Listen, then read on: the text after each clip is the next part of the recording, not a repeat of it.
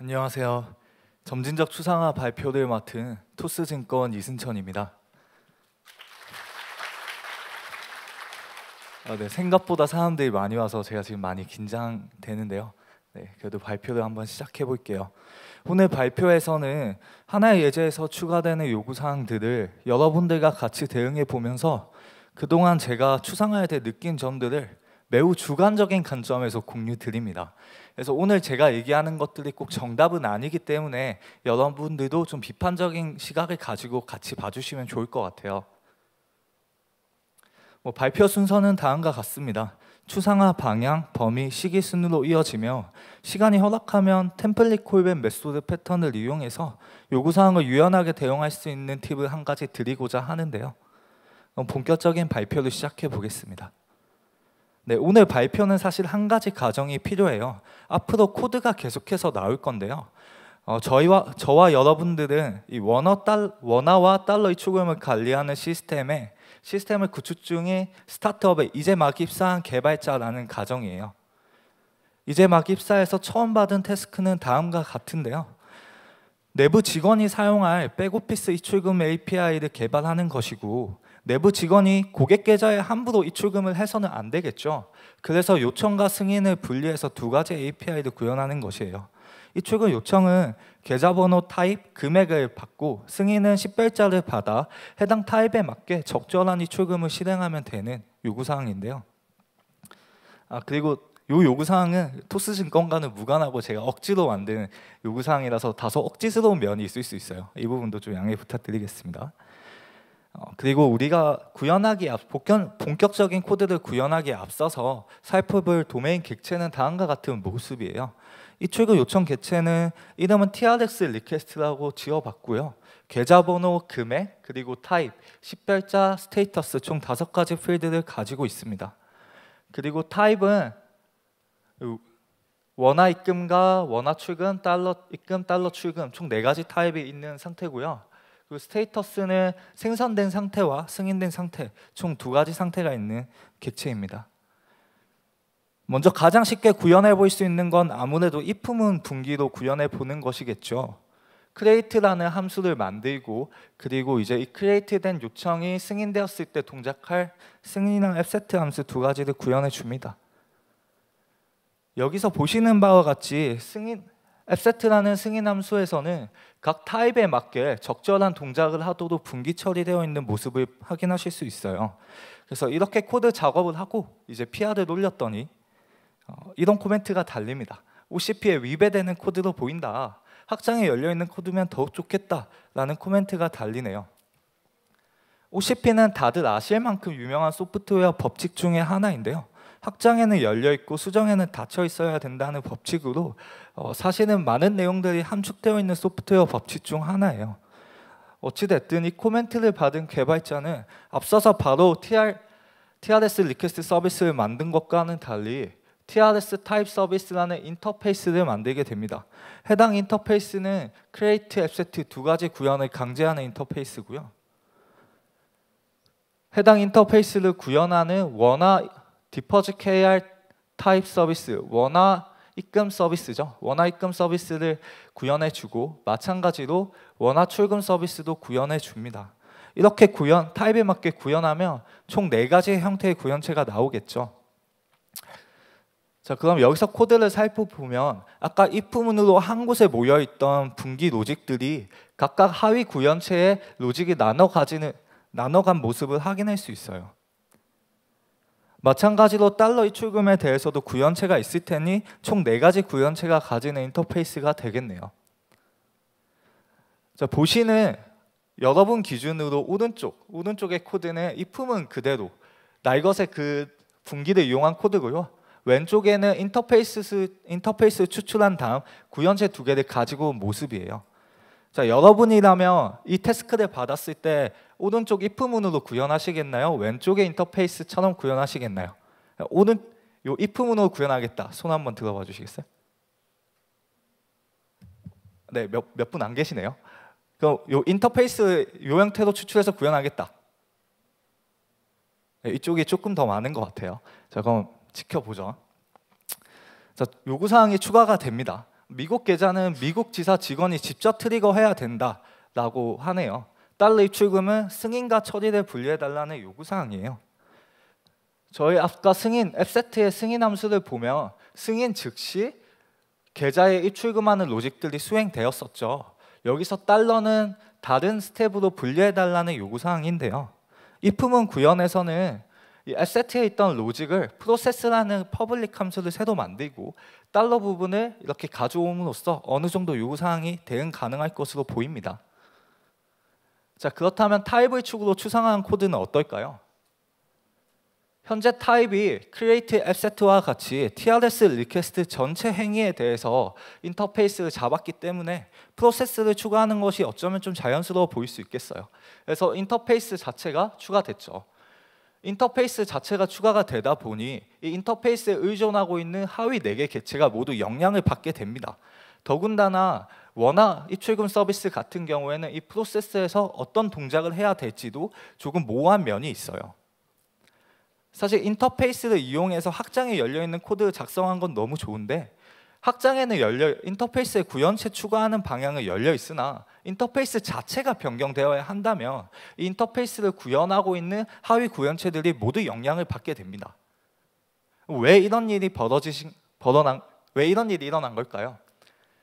아까 앞에 예제에서는 크게 2가지 축이 있었다고 볼 수 있습니다. 원화 입출금, 달러 입출금과 같이 타입 방향으로의 축이 하나가 있고요. 그리고 입출금 요청의 생성과 승인과 같이 행위를 방향으로 하는 축이 하나가 있어요.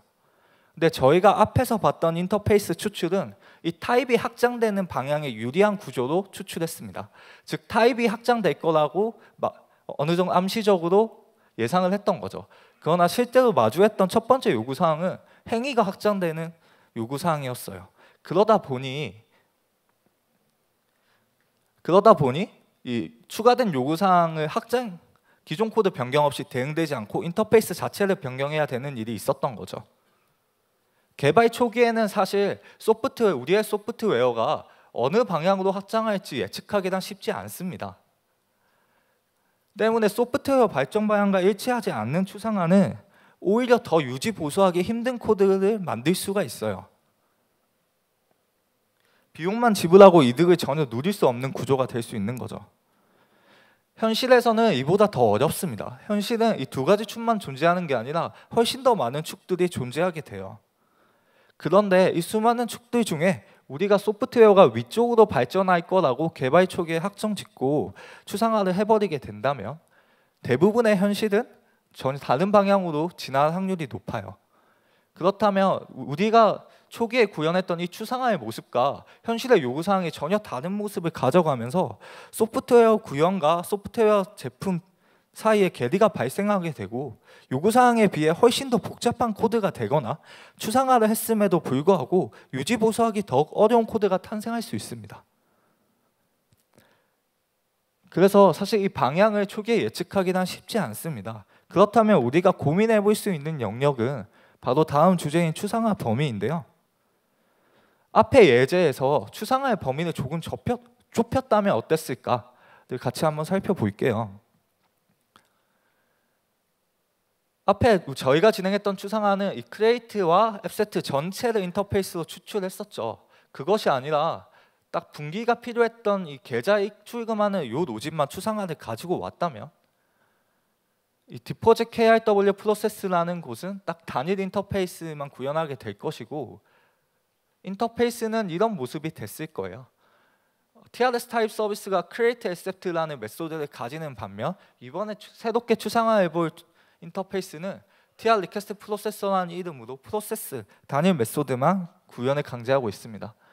해당 인터페이스로 제일 처음 원화 달러 모두 승인 후 즉시 처리했던 요구사항을 구현해 본다면 이런 모습이 될 거예요. 프로세서를 외부에서 주입받고 혹은 이 안에서 if문으로 프로세서를 선택해도 되겠죠. 주입받은 프로세서를 호출하는 것으로 끝이 나죠. 자, 그럼 변경된 요구사항 달러 입출금은 승인 처리가 분리되어야 된다는 변경된 요구사항은 인터페이스 자체의 변경 없이 아까 저희가 if문 구현에서의 변경을 했던 것처럼 이 앱세트와 프로세스를 분리함으로써 어느 정도 가능해집니다. 다만 이런 분기는 들어가겠지만 인터페이스 자체가 변경되진 않았죠.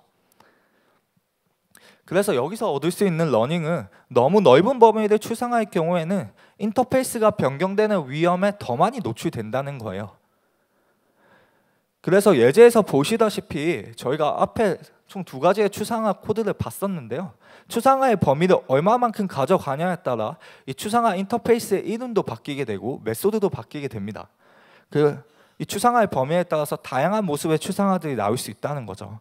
그래서 추상화를 고민하실 때는 지금 추상화하고자 하는 범위가 필요한 부분에서만 이루어지고 있는지 한 번 더 점검해 보면 좋겠죠. 자, 다음 주제는 추상화 시기에 대한 내용인데요. 자, 요구사항은 현실처럼 계속해서 추가가 되고 있어요. 이번에는 인풋콘 포인트 계좌가 추가되었다고 하네요. 인풋콘 포인트도 입출금이 가능해야 하며 인풋콘 포인트는 원화의 출금과 같이 승인 즉시 수행되어야 된다고 합니다.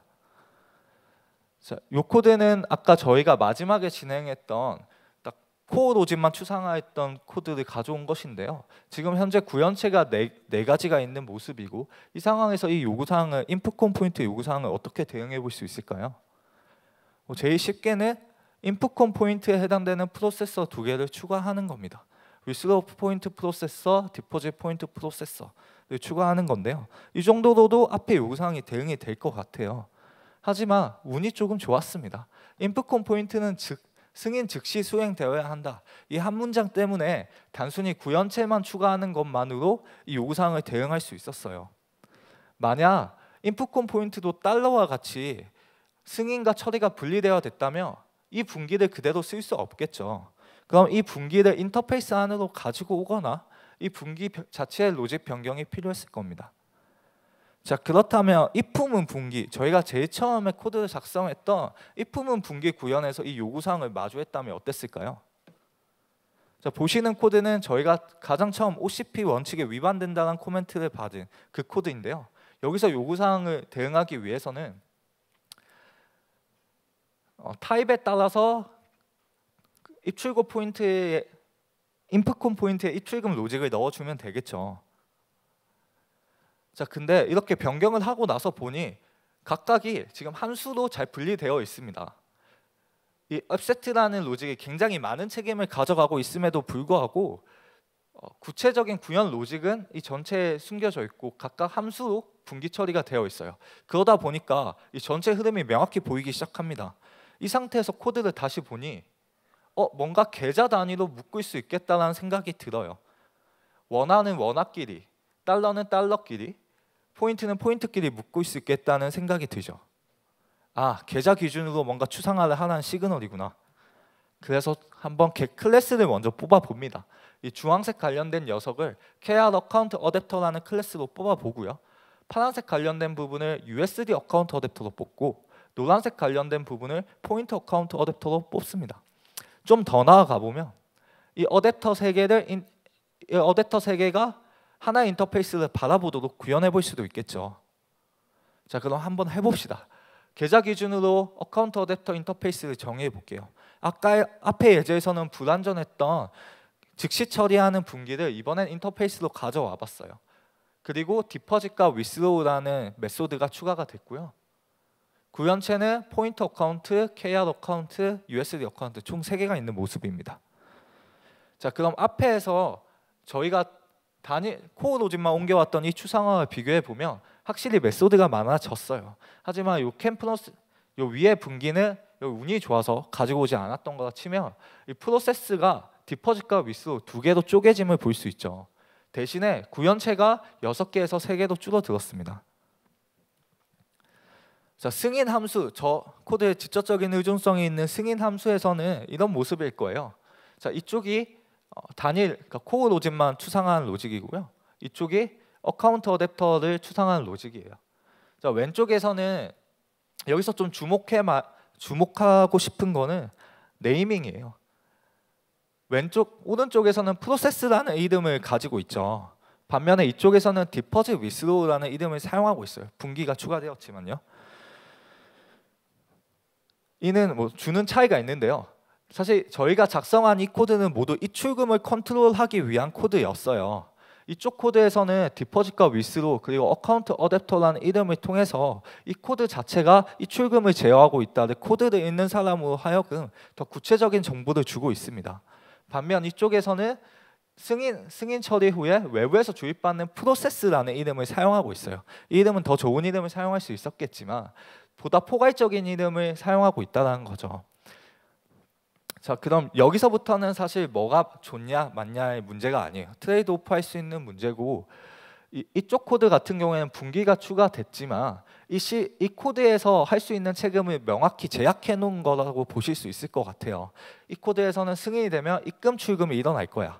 하지만 이 코드에서는 좀 더 자유도가 높죠. 입금 출금이 아니라 다른 동작도 수용할 수 있는 네이밍을 가져가고 있습니다.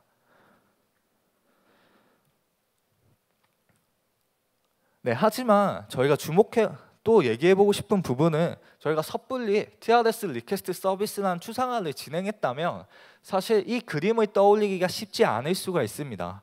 이 코드에서는 이 그림이 직관적으로 떠올리기가 쉽지가 않죠. 사실 그런 이유는 과거의 코드는 그 위치에 있다는 그 사실만으로도 굉장한 영향력을 가지기 때문인데요. 이 과거에 있는 코드를 변경하는 것은 여기서 실무를 해보신 분들은 아시겠지만 생각보다 많은 용기와 많은 테스트들이 필요합니다. 더군다나 이미 추상화가 가미된 코드를 수정하는 것이라면 이것을 뒤엎고 추상화를 완전히 재정의하는 것은 마치 잘 구워진 스테이크를 김치찌개에 넣어야 되는 용기와 비슷해요. 그래서 실무에서는 아주 조금씩 다른 요구사항들이 계속해서 발생하게 되기 때문에 시간이 지나면 개발 초기 단계에서 했던 추상화는 더 이상 동작하지 않는 경우를 마주할 수 있습니다. 그래서 때로는 날것의 코드가 좋은 인사이트를 주기도 해요. 하지만 이것이 가능하려면 앞에 예제에서 봤던 것처럼 함수 단위로 잘 쪼개져 있어야 코드를 읽는 추후에 관리할 사람한테 더 좋은 인사이트들을 제공해 줄 수 있겠죠. 그리고 좋은 추상화는 더 많은 맥락 속에서 이루어집니다. 지금 당장 기능 개발을 이제 막 하고 있는 개발자와 추후 6개월 뒤 혹은 1년 뒤 리팩토링하고 있는 개발자와 비교해보면 더 많은 맥락을 가지고 있는 쪽은 이쪽임이 분명해 보이죠. 네, 그리고 한 가지 더 드리고 싶은 말씀은 인터페이스를 추출하게 된다는 것은 사실 또 비용이 비싼 작업입니다. 인터페이스를 추출하게 되면 이 구현체들끼리에는 보이지 않는 의존성을 가지게 돼요. 저희가 앞에 예제에서 봤던 것처럼 이 어카운트 어댑터의 인터페이스 자체가 수정이 되면 세 개가 모두 수정 영향을 받게 되겠죠. 그래서 클래스 추출에서 멈추는 것도 하나의 방법이 될 수 있습니다. 네, 시간이 얼마 안 남아서 빠르게 넘어갈게요. 그래서 처음부터 인터페이스를 정의하기보다는 함수 분리부터 시작해보고 필요하다면 클래스를 통해서 음직성 확보를 한 다음 적절한 시기에 인터페이스 추출하는 것이 좋겠다. 근데 이 적절한 시기를 찾는 것은 마치 균형의 예술과도 같아요. 정말 어려운 일이고, 하지만 적어도 많은 경우 개발 기능을 지금 당장 구현하는 단계에서는 좋은 추상화 만들어내는 것은 쉽지 않아요. 하지만 예외의 경우도 분명히 존재하긴 합니다. 자, 그 다음은 빠르게 진행할 거예요. 이번에는 달러 입금 시에는 환율 정보를 기록해야 된다는 요구사항이 들어왔어요. 그러면 기존의 어카운트 어댑터 구현에서는 여기 디퍼짓 입금하는 쪽에 환율이 추가되어야겠죠. 그러다 보니 이 세가 포인트와 KRW는 환율이 필요 없음에도 불구하고 환율 파라미터를 강제받게 됩니다. 그래서 널러블하게 들어가게 된 모습을 확인하실 수 있죠. 그래서 인터페이스 변경은 마찬가지로 전체 구현에 영향을 미치고, 그럼 여기서 저희가 고민해 볼 수 있는 건 파라미터도 추상화할 것인가예요. 근데 사실 파라미터를 추상화하기는 또 많은 고민이 듭니다. 구형 클래스 자체도 이미 추상화가 되어 있는데 파라미터까지 추상화해버리면 이 코드의 복잡도가 꽤나 높게 올라가기 때문이에요. 그래서 함수가 1급 개체인 언어에서는 길게 적어놨지만 콜백 메소드 패턴을 이용해서 어느 정도 이 문제를 회피할 수 있어요. 자, 함수를 파라미터로 받아볼게요. 여기 이거 코틀린 문법인데요. 프로세스가 람다식을 받는다고 보시면 좋을 것 같아요. 그리고 밖에서 호출하는 모습은 요 함수, 내부 함수로 호출하고 이제 여기서 호출할 함수 로직을 넣어주는 거예요. 그럼 여기서 넣어주면 뭐가 좋아지냐? 이 밖에서 가지고 있는 정보를 요 안쪽으로 밀어 넣어줄 수가 있어요. 그러면 얘네들이 각각의 클래스였다면은 이 인터페이스들은 전혀 영향받지 않고 딱 필요한 부분에만 요 인터페이스 변경할 수가 있는 거죠. 그러니까 하위 구현체들이 그러니까 인터페이스 강하게 묶이지 않아도 이런 분기 처리가 깔끔하게 가능하다는 거예요. 그래서 발표 시간이 얼마 안 남아서 마무리를 하면 어쨌든 제가 방금 소개드린 패턴은 뭐 콜백 메소드 패턴이고 사실 완벽하진 않습니다. 이 분기가 심해질 경우 뭐 이런 복잡도를 가져올 수도 있고 마찬가지로 코드 복잡도가 올라간다는 측면은 동일해요. 그리고 이 콜백 메소드 패턴이 아니더라도 사실 다양한 방법으로 저 문제를 회피할 수 있습니다. 하지만 핵심은 지금 당장 이 클래스들의 시그니처가 비슷하다고 해서 섣불리 인터페이스를 추출했다가는 얼마 안 가 조금씩 널러블한 파라미터들이 추가되는 요구사항들을 마주할 수 있다는 거예요. 네, 그래서 준비한 발표는 여기까지고요. 오늘 발표를 마지막으로 리캡해 보면 추상화에는 비용이 분명히 있고 잘못된 추상화는 오히려 혜택 없이 비용만 감당해야 되기도 합니다. 그래서 이 추상화를 할 때는 많은 고민들이 필요한데 방향, 범위, 시기 이 세 개가 적절하게 잘 어울려져야 좋은 추상화가 나올 수 있고요. 그래서 이번이 처음부터 어려우니 함수를 추출하는 것부터 시작해서 점진적으로 추상화해보자가 이 발표의 주된 내용이 되겠습니다. 그리고 제일 중요한 건데요. 토스증권에서 사람 구하고 있어요. 저희 서버 개발자 뽑고 있거든요. 네. 많은 관심 가져주시면 감사하겠습니다. 네, 감사합니다.